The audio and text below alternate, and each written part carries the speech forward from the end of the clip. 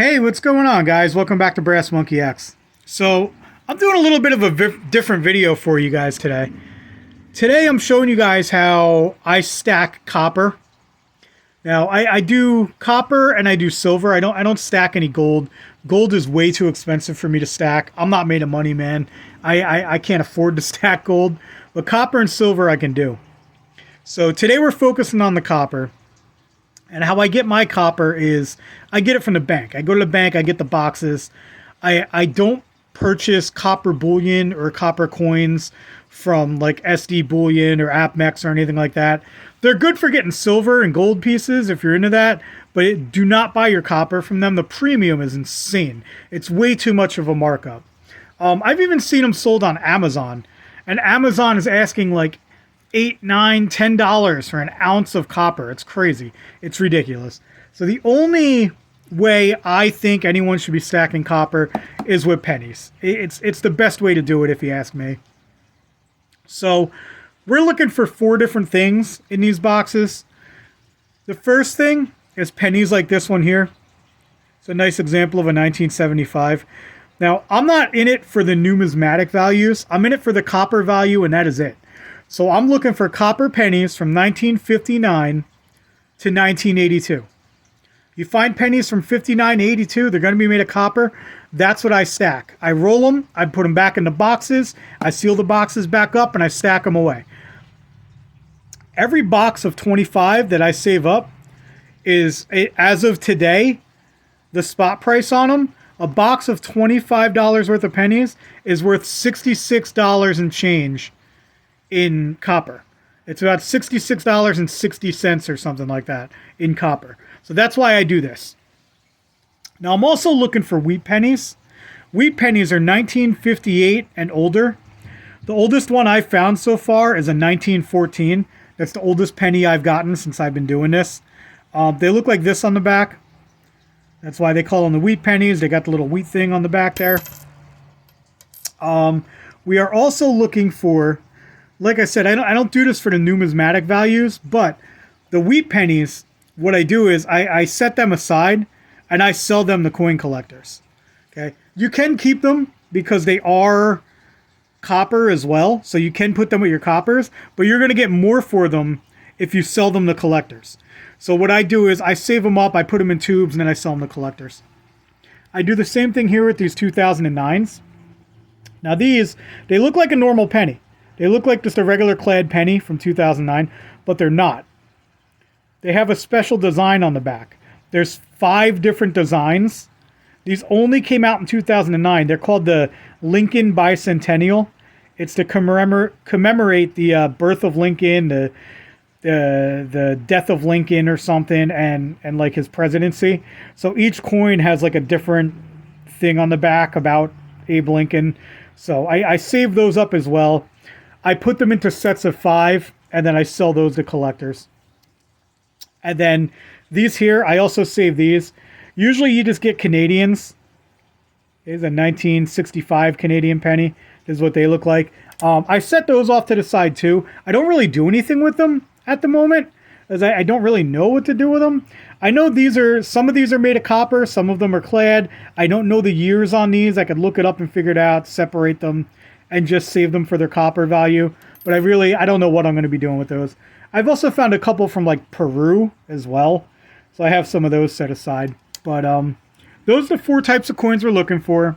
Anything else is just a regular clad coin. We just roll those up, bring them back to the bank. So what I'm going to do is I'm going to cut this box open. There's 5 rows of 10 in here.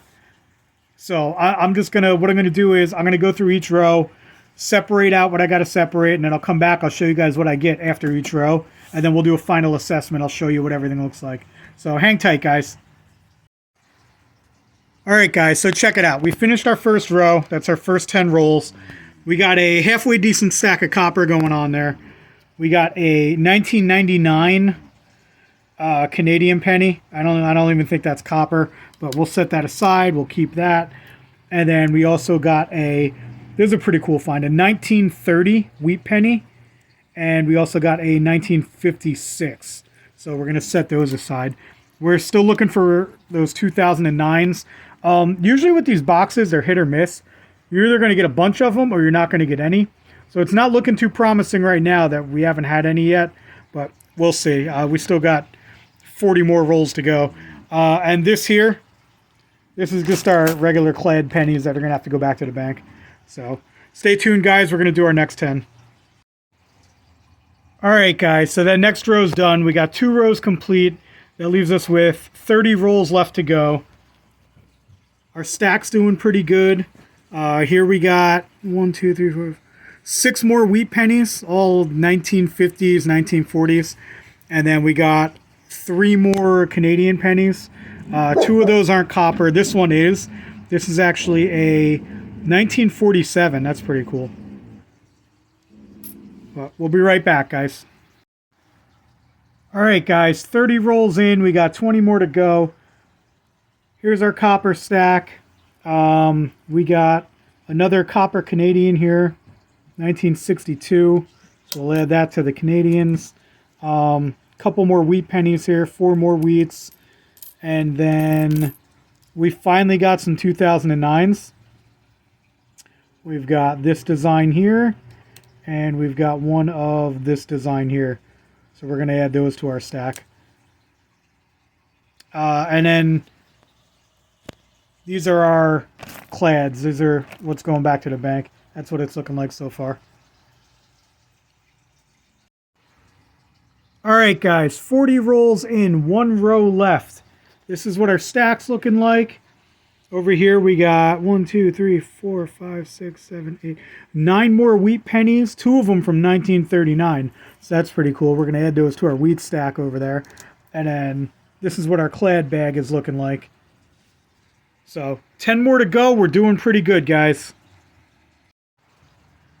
All right, guys, the box is empty. We've got that whole box unwrapped, and let's take a look at what we got. So over here, we've got our bag of clads. Those I got to roll, bring back to the bank. We're looking at maybe like 19, 20 bucks worth there, if I had to guess. Over here, we've got our 2 2009s. That's pretty weak, guys. I mean, that's got to be the least amount of 2009s I've ever gotten in one box. Over here, we've got our Canadians. We got 5 Canadians there. And then in our last row there, we actually found a Dominican penny, which I've never seen one of those before. It's a 1975 Dominican. So we're going to put that in our bag full of foreign coins that we have. Over here are wheat pennies. We found 3 more in those last 10 boxes. One of them being a 1925. That's pretty cool. Pretty old. I like that. So I don't know what our total is. If I had to guess, I'd say it's about 25 maybe 26 wheat pennies. Not too bad there, not too bad. And then this is our stack of copper pennies, 1959s through 1982s. We ended up with 540, I think 7. So that's just around $14. I think it's just over $14 at today's copper price. So not too bad, guys, not too bad.